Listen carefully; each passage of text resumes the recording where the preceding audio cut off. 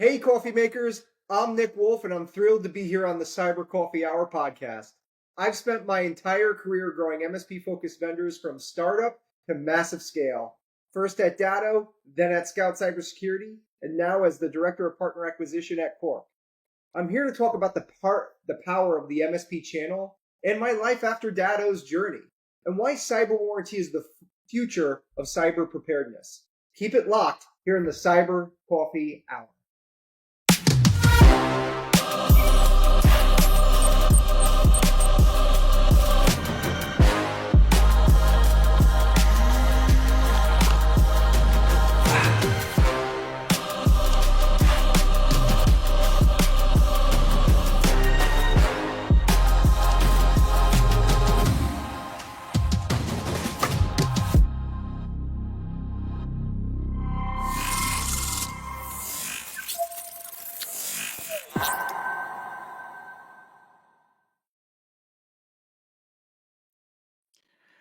Hey, what is good, coffee makers, not coffee takers? You are locked into the Cyber Coffee Hour, where we brew up insights and community in the digital world. I'm the People's Chief, Dr. Joseph J. Miller Jr., and I have Master of Cyber Farms, Alfredo B. Nash Jr. Now, we both hail from the legendary streets of Mount Vernon, New York, but we're coming to you live and direct from the DMV area. So our mission is simple. It's to share knowledge, deepen understanding, and foster a vibrant community in the world of cyberspace. So go ahead, grab your coffee mug, and let's brew. All right, so for today's show, we'll have a coffee chat with Nick Wolf, Director of Partner Acquisition at Cork. Now, Nick Wolf is a recognized sales leader known for driving explosive channel growth with MSP-focused vendors. Twice, he has helped grow organizations from startups to major enterprises, including his tenure as a key sales executive at Datto and later at SKOUT Cybersecurity, both of which resulted in significant acquisitions. He has been recognized as the top global sales representative at multiple companies. Today, Nick is the Director of Partner Acquisition at Cork, a cutting-edge cyber warranty provider for MSPs. Nick Wolf, welcome to the Cyber Coffee Hour. Thank you for having me. So Nick, for one, thank you for being on the show. Definitely a pleasure to have you here today. So, and before we get dig into it, just want to notice how things been going for you as of late. Things are going great. Yeah, it's a great time to be, in the cybersecurity space for sure. Gotcha. Yeah, for me, it's been it's really trying to, and of course, for everyone that knows, especially with everything that's going on right now, just kind of just really just trying to stay focused, stay busy. Honestly, try to really just keep my mind distracted. So definitely being able to sit down with guests like you, Nick, that helps to just keep my mind off of things. But no, but it's good, especially today's out here in Maryland. It's a beautiful day today, so I do plan to maybe get some walking in and maybe some hiking. Never know, but yeah, but it's definitely nice. I want to take advantage of the nice weather. Yeah.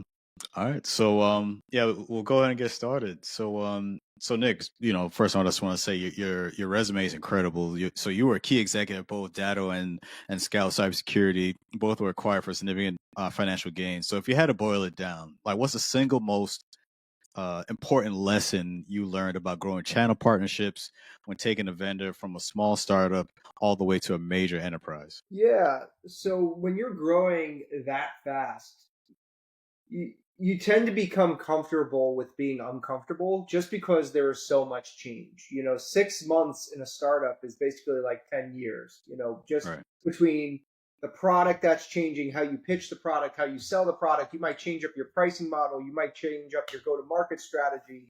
You might rebrand your company name or logo. Just it moves so very, very fast. And you have to be very comfortable with being uncomfortable sometimes just because how fast you have to adapt to the needs of your clients. You got to see what's working, what's not working, and really change on the dime, which is something that I really love working in the startup realm. Whereas, typically if you're working at a billion-dollar company that's been in business for 50 years, that's a hard ship to turn. A lot of red tape, a lot of bureaucracy to get through. That's not necessarily going to be the case with a small startup where you're able to make decisions on a dime. You have fast access to the leadership team that can make those decisions happen. And that's great. And one thing that I took away real quick from what you said, that you have to be comfortable being uncomfortable, and those are actually words that I live by, because I believe that's where the growth happens. You know, if you're kind of staying stuck within that comfort zone, you it can only take you so far. But if you're really trying to grow and really see I guess really the fruits of your labor, or the actual potential for whatever project or whatever it is you're trying to do, you have to get used to, you have to get in that mindset of doing things, maybe something you haven't done ever in your life, but you're not comfortable doing it. But hey, if you want to get to that next level, you're gonna have to get used to it, to familiarize yourself with it. So I think that's pretty good. Yeah, and also as you mentioned, taking on that is a I'd say a mammoth of a project to. But have you ever felt intimidated at any point, like even as you're going through that process, any point in time where you feel like, oh man, I don't know if I should be doing this or not, or you ever had to wrestle with that? Not necessarily, because I live by the motto of if you're the smartest person in the room, you're in the wrong room. And Yeah. all the startups that I've been at, I've been extremely fortunate where there's a lot of smart talent that I can learn from and grow from myself, in addition to sharing what I've learned along my journey with the next generation, the younger people that are just stepping their first feet into the channel, into cybersecurity. Gotcha. So, you've clearly mastered the art of getting vendors into the MSP space. So, if an emerging cybersecurity vendor approached you today and asked you for the playbook, like what's the first tactical step they should take to bring on those critical first 50 MSP partners successfully? Yeah, so it's definitely making the product easy to understand and affordable upfront, especially when you're still learning your go-to-market strategy and whether or not you have a product that's good that people are going to want to buy. At that sort of stage, I'm not care about getting maximum dollar for the product that I'm selling. I'm happy to get some money, even if I'm undervaluing myself at the time, just because I want that partner feedback. I want to know what's good about my product that I'm building, what's not so good about the product that I'm building. So I'm okay with not signing the huge big dollar value contract on day one. I'm okay getting a couple smaller fish there, a couple smaller deals. That way I could get that partner feedback. And if I earn that dollar, great. I want to learn why.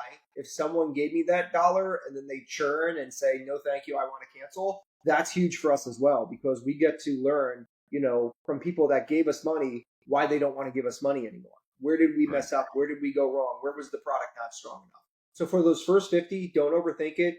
Try to make an easy to understand product, maybe a light version of the product that not necessarily has all the bells and whistles, that's more affordable, that more partners can adopt, versus having, a super expensive product that only two or three people are going to buy.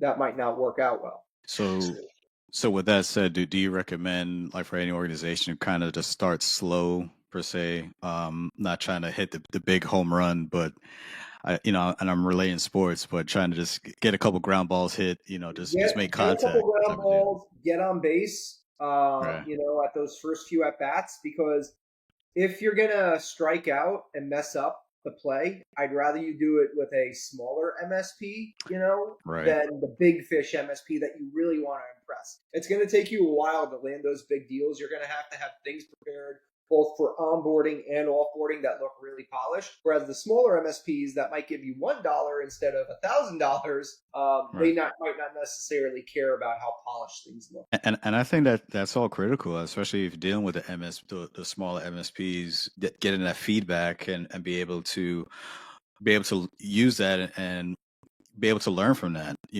Or what are things, as you mentioned, what are things that worked well, what are things that didn't, how can we adjust and pivot? So I think that's very important. So and that does, as you said, that does help you when you are going for the bigger fish. You kind of go through those lessons learned through the smaller ones, and then kind of work your way up as you really go for the ones that you really want to get to. So I think Absolutely. that's perfect. So if you've onboarded hundreds of MSPs, so I'd say you're a master hunter.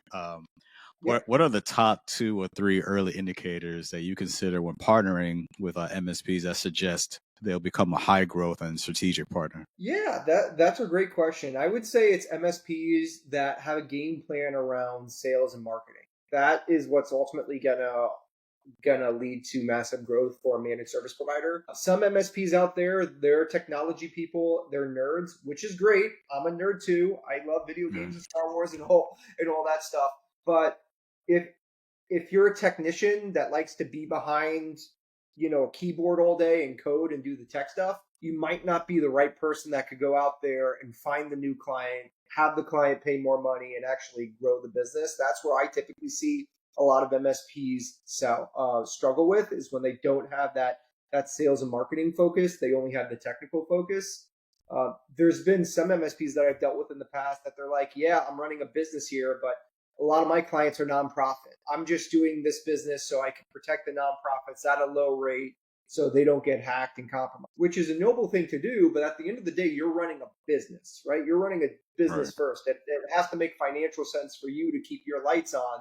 That way you can better protect your clients and your future clients in the future. So just remember that when you're running an MSP, it's not just about the technology, it's about the business, right? Making sure that you're selling good quality products at a fair price, that you're profitable, and that there's runway for you to grow your business, both with headcount as well as opening the doors to new clients. And that unfortunately leads to some tough conversations, right? You might have to fire clients. If they're penny pinching you and they want the lowest of the low, it might be time to cut some of those clients loose. Also want to get in line with sales and marketing is your legal contracts. Again, going back to the idea of you're running a business, which means all of your clients should be signing some sort of agreement saying, I'm buying XYZ product and service for you, and I'm going to pay you XYZ dollar for this product and service. Handshake agreements, verbal agreements, in today's society can lead to a lot of confusion. So when in doubt, definitely get it in writing. Oh, absolutely. You want to make sure you're covered, from A to Z. I think it's very important that, whether you familiarize yourself with the legal structure, or you bring someone on that could kind of help you in that regard.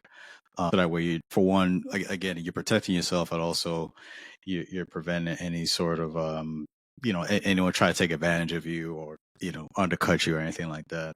Have you would you say, for anyone that's, because as you mentioned, emphasize that you're starting or you're running a business, have you ever encountered folks that they may have that technical background, they want to kind of dig in, but you kind of had to like reel them in and say, hey, we have to do things a bit differently because we are running a business? There's a bit of like a mindset shift for some folks. Yeah, sometimes as a vendor, you have to, in the nicest way possible, tell an MSP that they're doing it wrong, right? Like if an MSP isn't on LinkedIn, they don't have a Facebook page, they don't have a website, and they're just trying to grow their business using word of mouth, like that's not going to fly in today's, society, especially with everybody on social media and online platforms. The best MSPs that I've seen be successful is MSPs that have a broken out leadership structure. Maybe it's 2 or 3 partners, and 1 or 2 of those partners are really good at technology, and then the other partner is good at sales and marketing. He's the one growing the business financially and from a revenue standpoint, and the other partners are actually doing the work behind the scenes from a technical standpoint. I've seen that be extremely successful. So we have Nick Wolf here, Director of Partner Acquisition at Cork, here on the Cyber Coffee Hour, part of the Alive Podcast Network. As we get into the back half of our episode, for those watching and listening, please use this time to please subscribe, like the episode, share with your friends. As we dig into the back half of this episode, we learn more about Nick and some of the things, of course, that he's doing at Cork, but also some of the things that he likes to do outside of work as well. So, so Nick, you've had an incredible journey from being a foundational part of the, quote unquote, Datto Mafia to achieving success with SKOUT and others. Now you're the Director of Partner Acquisition at Cork. I think everyone wants to know what's life like after Datto, and how did that path lead you right to the cutting edge of cyber warranty? Yeah, so Datto was truly a Cinderella story. We were in Connecticut. That's where we founded the company. I was employee like number 15 or 16 there when I started. And by the time I left, we're several $1 billion in evaluation, a couple thousand employees. That doesn't really happen really any time in New England, let alone Connecticut. Yeah, you'll hear stories about that in Silicon Valley in California, but not necessarily in Connecticut. I think we were Connecticut's first unicorn company, which is a private company valued at over $1 billion. And again, it goes down to learning from my surroundings. When during the early days of Datto, I was in college at the time, and I was learning more from my work at Datto, working there full time, than I was actually from my university professors at school. Just because, as good as my school was, those textbooks are outdated by a few years. And Datto, being in the technology and the cybersecurity space and working with managed service providers, I got to deal with that in real time, essentially.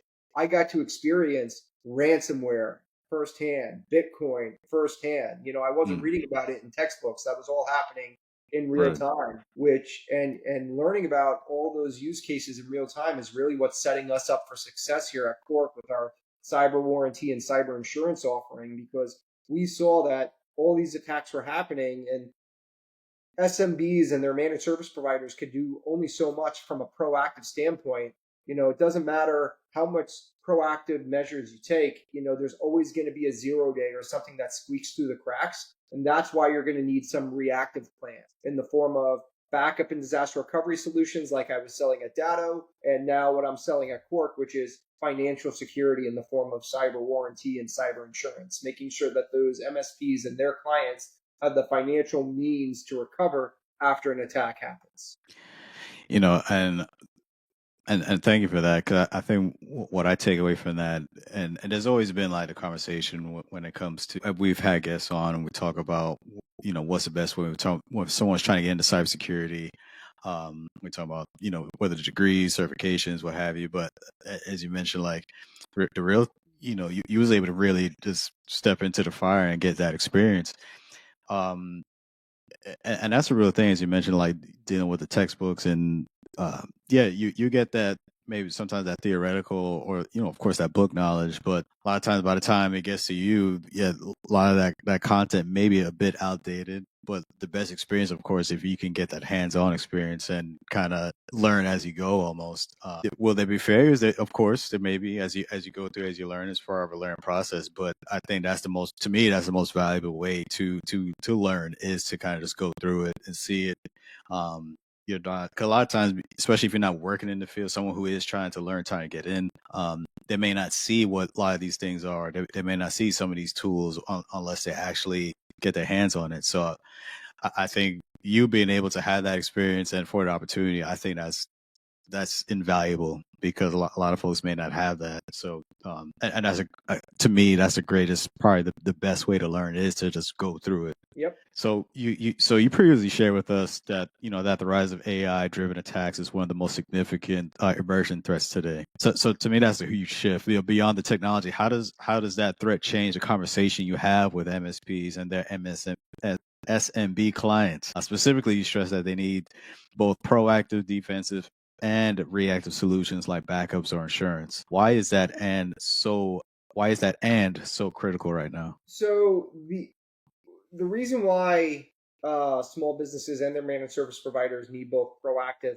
and reactive solutions in place for cybersecurity attacks is because it's not a matter of if a client is going to be attacked, but when a client is going to be attacked. Right. The bad guys, the hackers, they don't discriminate. They'll attack a small business that has a handful of employees and a couple $100,000 in revenue, because those are easy targets, because they don't have the multi-million-dollar cybersecurity budget to protect against the things. So the small guys get hacked just like the big guys get hacked. You look at MGM casinos, right? In Las Vegas, they have tens of $1 million in cybersecurity budget, and even they fell victim to an identity-based attack last year. So definitely being proactive to stop the bad guys, before the attack happens is huge. If you don't have multi-factor authentication turned on, please, for the love of God, turn on multi-factor authentication. Please, That'll solve 99% of your problems. It won't solve 100% because it's cybersecurity. Nothing is going to solve 100%. But at least turning on MFA is a huge step in the right direction. Right. But if something bad does come through, again, that's why you need to pair it with the reactive solutions, like recovering your data using data backups, or a cyber warranty or cyber insurance policy that could get you up and running and financially recovered if you fell victim to a wire transfer fraud attack, or needed to buy Bitcoin to pay off a ransomware attack, or things of that nature. So I'm curious, is there like a minimum level of defense or security that an organization should implement to, let's say, it's, I guess, to qualify to for these services? As for those protection, so mean as you mentioned, like MFA. So if it's discovered that organization doesn't use MFA, does that kind of rule them out from like insurance or anything like that? Yeah, so on average, we're seeing that about a third of cyber insurance claims ultimately get denied and voided out and not paid out. The city of Hamilton in Canada, about 2 months ago, recently lost out on a $5 million claim, and that had to do with MFA. So Oh wow. ultimately, what happened was is they signed up for a cyber insurance policy. They paid for the cyber insurance policy. A part of getting a cyber insurance policy is you typically have to fill out a security questionnaire that talks about the security measures you have in progress today to be proactive against cyber security attacks. And one Right. of the questions on the questionnaire was, do you have multi-factor authentication turned on? And sure enough, they typed, yes, we do have MFA turned on, when in reality, MFA wasn't turned on for all devices, all users, all employees. So as a result of them not necessarily filling out that insurance questionnaire correctly, the insurance provider was able to void out that policy. Unfortunately, this client is left with a $5 million bill that they're not able to recover anything from insurance despite paying for insurance. So that's one of the Wow. main issues that we're seeing is that with cyber insurance, if you're not filling out those questionnaires properly, you're basically throwing money out the window. So what we did here at Cork with our warranty is we took all of the things that are important for cybersecurity, and there's a lot of important things that a client should have for cybersecurity defenses, but we stripped it down to the absolute bare bone minimum requirements that a small business that doesn't have that multi-million dollar budget will be able to afford in order to get proper coverage as well as a proper cyber warranty to give them financial protection. And the core requirements we enforce here is a small business through their managed service provider will need to have patch management running on their operating systems to make sure everything's up to date. There needs to be some sort of EDR, antivirus, endpoint protection software. MFA needs to be turned on for your cloud-based email accounts. So if you're logging into Microsoft as an example, typically that's done through like Microsoft Authenticator. And then the last and final layer of defense would be there needs to be some sort of data backup or disaster recovery solution installed in the environment as well. So patch management, antivirus, MFA, and data backups. Those are the core four requirements. If a client has that, they'll instantly qualify for warranty coverage through Cork and a warranty payout. Because what we're also doing with our warranty is we're providing a monitoring platform on top of it, which Okay. basically ties into all of those tools. So we're proactively letting the MSP and their client know if MFA gets turned off, if data backups aren't installed, if EDR isn't running. That way, there's no more annual security insurance questionnaire that they have to take, which might end up with something getting voided out in the future because we're providing that real-time visibility and monitoring in those tools. So we're able to tap them on the shoulder saying, hey, we would like to pay you out on this warranty, but Joseph turned off MFA. So Joseph got to turn on MFA in order for us to pay out. So please make sure he turns that back on before the bad guys, get in there. Think of us kind of like a check engine light in a car, right? We're Right. flashing and alerting, saying, "Hey, pull this car over to the side of the road. That way, you don't have an accident and you don't have to use your car insurance, or in this case, cyber insurance." Right. Big analogy. So one thing is that does Core provide like a tiered or tailored service according to the size of the organization? So you mentioned like so maybe like a smaller business may not be able to afford some of the I guess more extravagant details as a big organization would. Yeah, so we definitely do have smaller packages. We have, warranties that are only $100,000 or less, and then we have warranties that are $500,000 or more. So yeah, there's absolutely different packages depending on the size of the business and the Have you encountered and maybe this may go for more of the bigger organizations, but have you encountered any instances of fraud or because maybe they didn't go through all those checks and they tried to um maybe try like circumvent or try to say, oh yes, we did all these things, but just because they don't want to risk losing that protection. Have you encountered maybe like any like fraudulent claims or anything like that? So I have encountered a lot of fraud in regards to small businesses just saying yes, yes, yes on their insurance questionnaire because Hmm. they need an insurance policy in order to do business with a certain client. So rather than invest money in the tools to get the right tools in place to have a valid cyber insurance policy, They'll just go up to the insurance broker, get the questionnaire, say yes to all the things. That way they could show their client, yep, I have a cyber insurance policy as you requested. Now I could do business with you as a client of me. When in reality, me and the MSP are like, why are you saying yes, yes, yes to this insurance questionnaire? You don't have firewalls installed. You don't have MFA turned on. You're just throwing money out the window here. This insurance policy is never going to pay out if you actually do get hit by an attack. So I've ran into situations like that, but not any situations where the end client is trying to do fraud against the insurance providers per se, mainly because before the insurance providers are actually paying out, they're doing a lengthy forensic investigation, which could be a couple weeks or a couple months before the client is actually ever seeing a dime.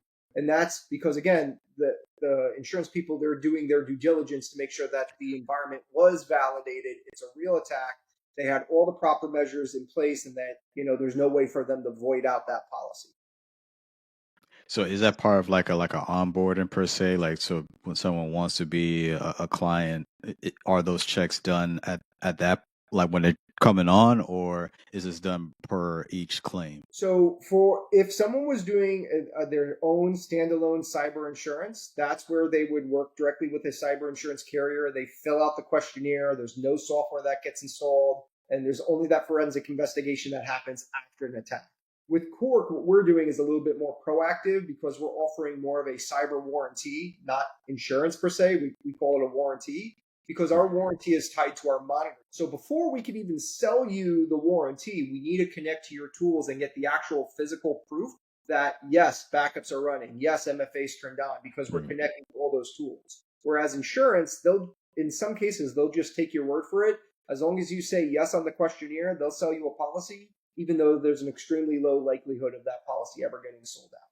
And again, that's only some insurance carriers. I'm not here to knock insurance. Cyber insurance is incredibly important. Everybody, all small businesses should have a cyber insurance policy. What I'm trying to get to here is that cyber insurance is truly better together when it's paired with a cyber warranty, because in our example with our warranty, we'll pay off the cyber insurance deductible. We're going to pay off things that aren't necessarily covered by the cyber insurance policy. Right. But most importantly, we're providing the monitoring platform, which will make both the warranty and the insurance validated, which is really important. Versus if you just go out there and get a cyber insurance policy by yourself, again, you're filling out that questionnaire and it's not 100% guaranteed that it's actually going to pay out, especially with the rise of cyber insurance claims getting. Gotcha.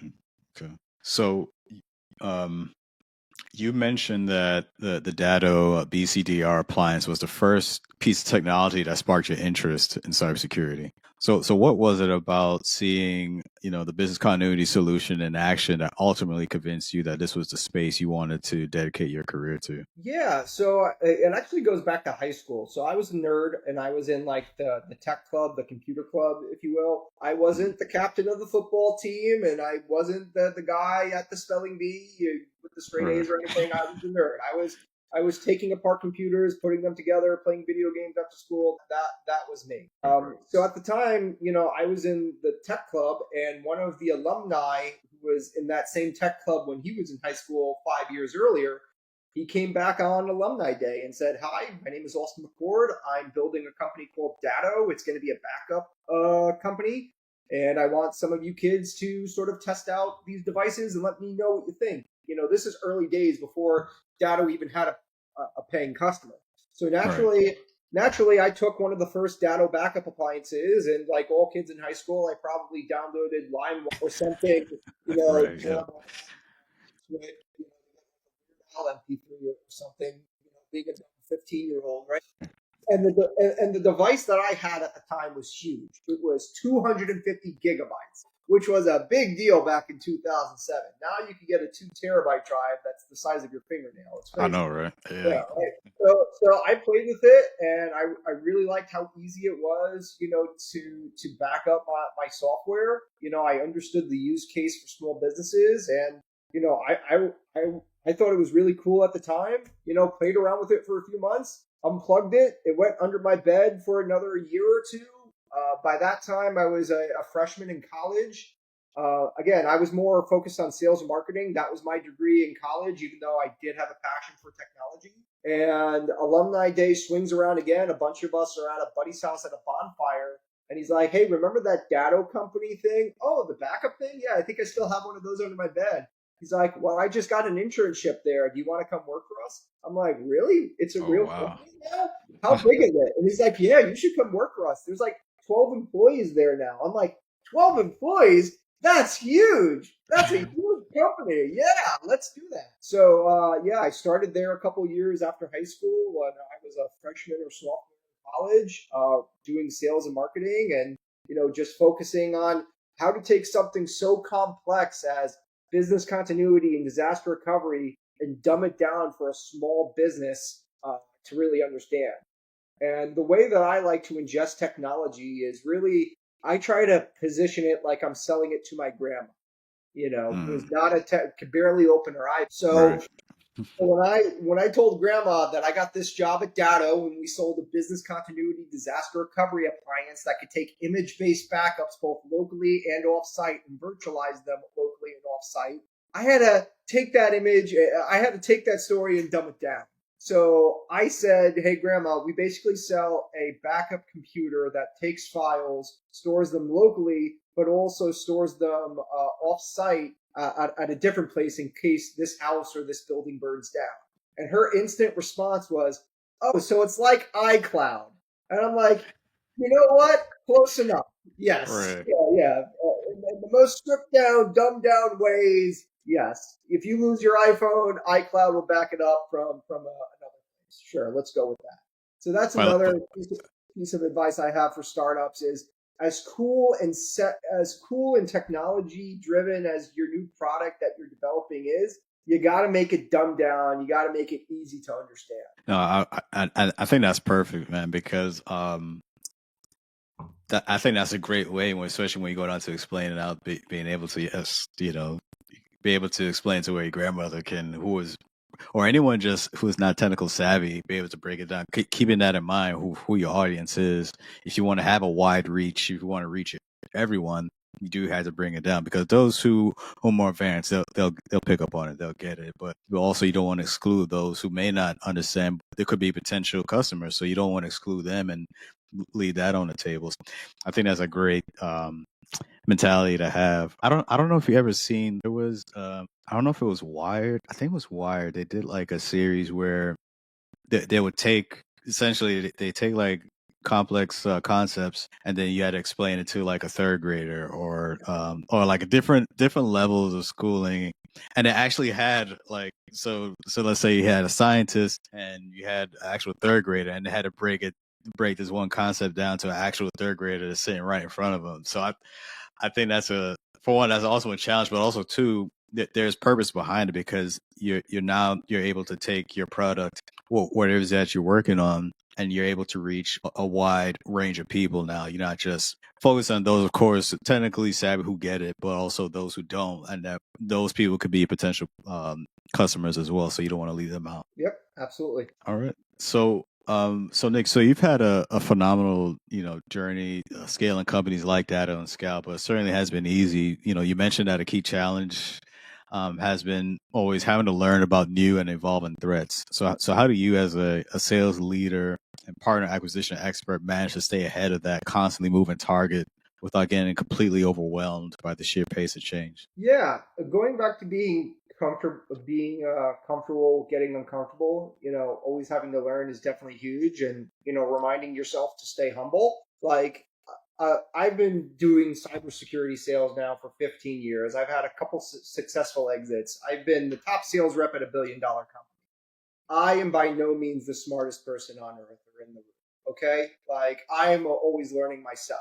Right. Right. So I go to a bunch of trade shows, each year, Kaseya Connect, DattoCon, IT Nation, PAX 8 Beyond, a lot of cybersecurity focused trade shows in the managed service provider space. That way I can learn myself on what's new, what's evolving.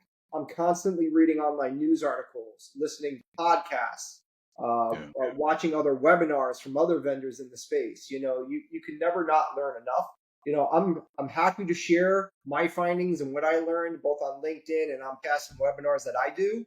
But again, the buck doesn't stop here. I'm always learning myself. And that's great. I think that's an amazing, great way to look at it. You always want to, especially whatever level you reach, you always want to have that mentality that you're always learning, always trying to get the latest because you may not know everything. And there's always going to be someone or something out there that knows more, or there's opportunity where you can gain more knowledge. So I think if you ever get to that point where you feel you know everything, I think you might be in trouble because because yeah, especially as time goes on, things always evolve. I mean, I remember um, maybe at least 10 years ago, the biggest keyword back then was cloud. Everyone was talking about cloud back then, but now it's AI. So just an example of how things change, and we have to make sure we stay with that. Oh yeah, a lot of buzzwords. AI. Before that it was crypto. Before that it was Oh like yeah. XDR, MDR, EDR services. Like, there. Yeah. Absolutely, absolutely. So Nick, we call this the Cyber Coffee Hour. So we have to start with the most, important question. What's the fuel that gets Nick Wolf through the day? Because I understand you have a pretty unique and non-coffee fun fact for us, right? Yeah. So this is gonna be crazy. I've actually never had a cup of coffee in my life. I'm not a Oh coffee wow. drinker. My wife's not a coffee drinker. Like, I've tasted coffee. I know what it tastes like. Doesn't do it for me. Not for whatever Gotcha. reason. Not Yeah, me. Love hot chocolate though. I'm a hot chocolate guy. Had hot chocolate today. Like that is definitely that's the my closest you've had. yeah. Gotcha. Yeah. Also good. It's funny because I think I didn't have my first cup of coffee until until I got into the military. 'Cause before then, so I went to the military right after high school, and I always thought coffee was horrible before then. Because when I did have the coffee, I started out. I had to put all the sugar and milk and all that stuff in there, creamer and all that, just so I can get that bitterness out of that bitterness taste from it, out of it. But as time went on, I started reducing it, and now it's got to the point where now I could just drink it black. And I used to think people who used to drink black coffee were sociopaths. I thought they were crazy just drinking black coffee just like that. But here I am. I'm a coffee connoisseur now. That's cool. So Nick, so if you could have any superpower to help you in cybersecurity, what would it be?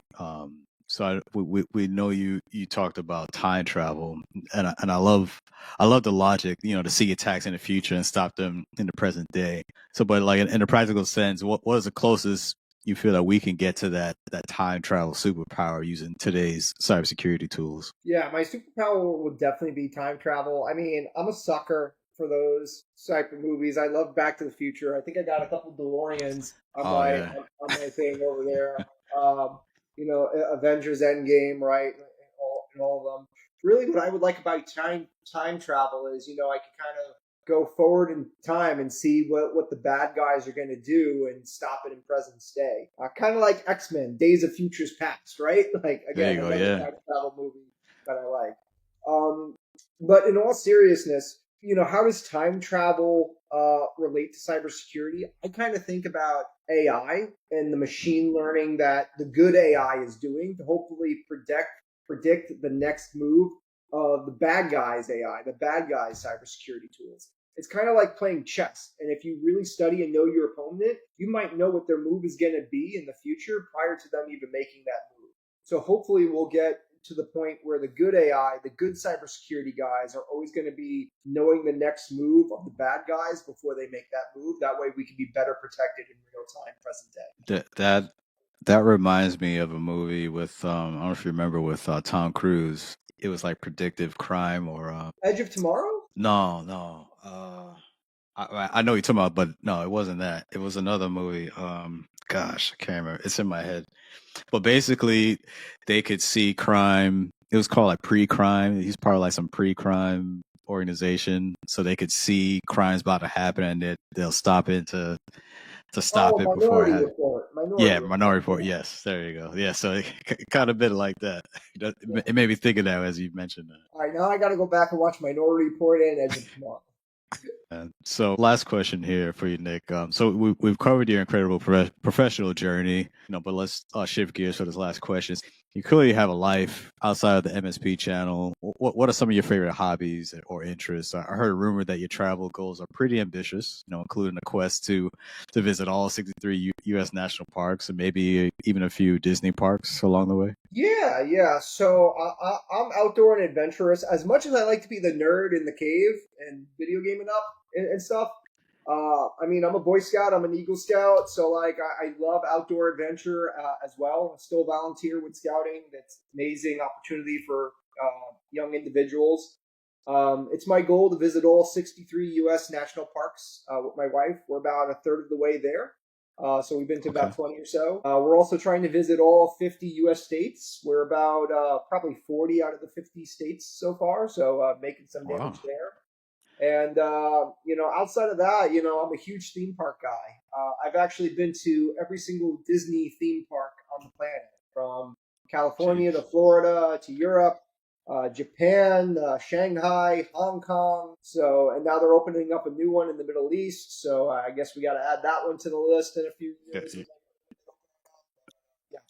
I love theme parks. I am totally, my wife and we are totally the Disney adults where we have annual passes to Disney. We'll go to Disney without kids and like just drink around the world at Epcot and have a great time. And like some of our friends are like, "Are you gonna have to cancel your annual pass when you have kids and newborns and everything? Like you can't go to Disney with a 6 month old." I'm like, "Of course we can. We'll leave them at the timeshare with grandma and grandpa, and we'll we'll See, go you already got somewhere." it. You already got it planned out. Oh It's yeah, already yeah. set. Because my parents-in-law, they have baby fever. They're like, "Come on, give us some Oh, grandkids. oh, We oh, want I to play see. with the baby." And I'm like, right now, because we just got married recently, we aren't there yet. But we're like, "Hey, we have a dog. You can watch our dog." Right.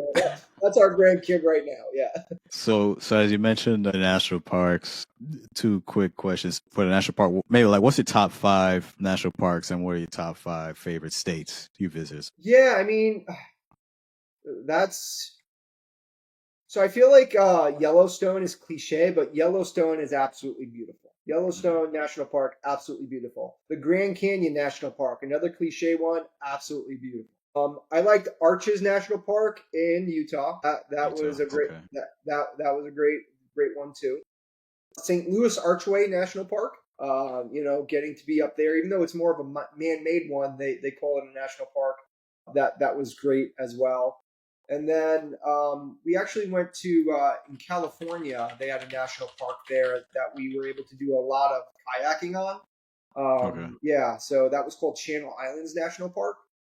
Yeah, right there off the coast. So I would say those are my top 5 out of the 20 that I've been to. And we still got a long ways to go. My favorite states that I've been to, Colorado is beautiful. Lot of Yeah. great national parks in Colorado. Honorable mention to Rocky Mountain National Park that's out there. So yeah, loved Colorado. Loved Tennessee as well. Got to go to Nashville, Tennessee, and do some line dancing as well as hit up Oh, Dollywood, nice. Okay. do some theme park.